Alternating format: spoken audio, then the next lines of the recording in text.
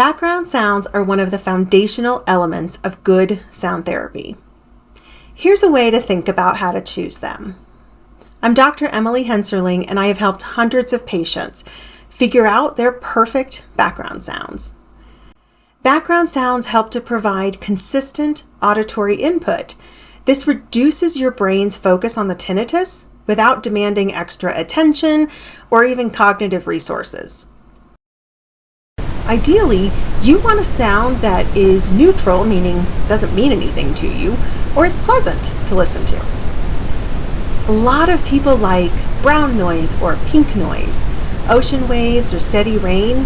Even an air conditioner or a fan can work really well in the background. Use this sound at a level that gives you some relief, but, and this is important, you should still hear your tinnitus faintly. This will help to prevent overmasking.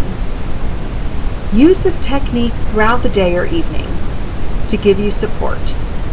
The consistency really helps habituation.